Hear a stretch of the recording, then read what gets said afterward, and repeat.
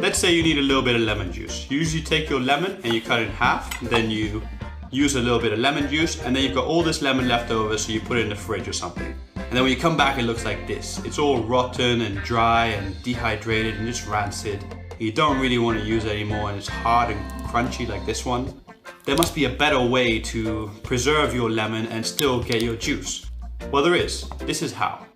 You take your lemon and you roll it, and then you want to take a sort of pin and just poke it in the bottom of the lemon, the exact bottom where the point is here. And then you squeeze and all the lemon juice you want just pours out. Now the great thing is it's got a very small little hole in it now, so oxygen can't really get into it and make it rot, so it will stay fresher for longer. Sometimes you want to spread some butter, but when you take it out the fridge, the butter is super hard and really hard to spread. This is super annoying. So what do? You usually just pop it in the microwave, but the issue with this is it always seems to over melt the butter and make it into a big soupy mess just like this. That can be very annoying. So there must be a better way. Well, there is. You take a cheese grater and then you just grate your butter stick. Yes, that's right, grate your butter stick. Now that's got two added benefits. One, it delivers energy to the butter by the grating motion, which makes it a bit softer, and also the higher surface area makes it softer quicker also. Lastly, it's in this funny, interesting spaghetti-like consistency, which now is super spreadable, so you can just spread it on whatever you want, and you have nice soft butter. Success!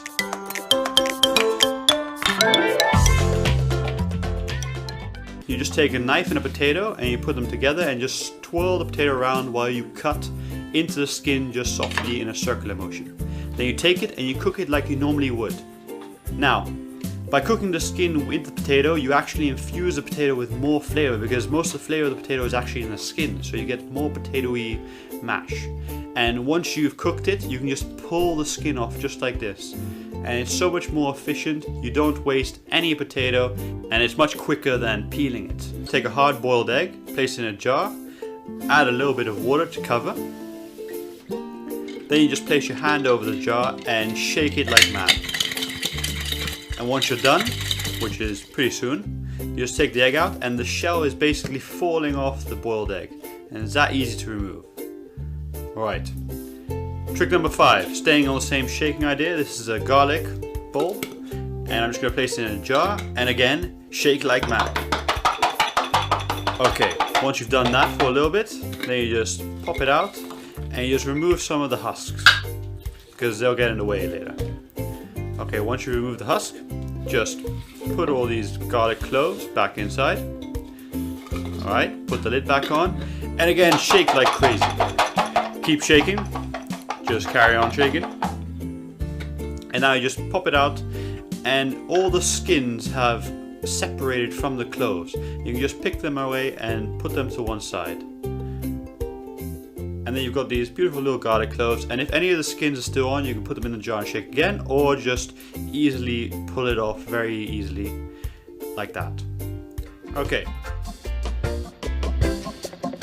I hate it when you have old bread and it's super hard and you can't use it anymore. That's why I always keep my bread inside a plastic bag so it stays soft, just like this one here. And then you can still resuscitate it. So here I've got soft bread, but it's very, very old.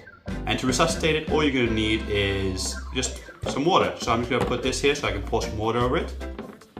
Basically just pour the water over it and pour it on the bottom also. And then you want to place it into an oven at 180 degrees Celsius. That's 356 degrees Fahrenheit. And you're going to want to leave it in there for about 3 minutes. And after 3 minutes have passed, then you just want to turn it around and then hit it up for another about 3 minutes. If it's still soft or not done enough, then leave it a bit longer. But once it's done, then you just pull it out and it's crispy again and crunchy, just like it was from the bakers. And the inside is nice and soft and tender and steamy and just delicious fresh bread. And this is like an old bread. This is like a week old, really. But it's super usable again and just great to use. So give this a try at home and let me know what you think. For this trick, let's assume you can't find your bottle opener, but you do happen to find your blowtorch. Well, just take it and turn it on, then aim it at the little air gap in between the cork and the wine, And what will happen is it will heat up the air and make it expand, pushing the cork out the top in a nice little explosive bang, just like this.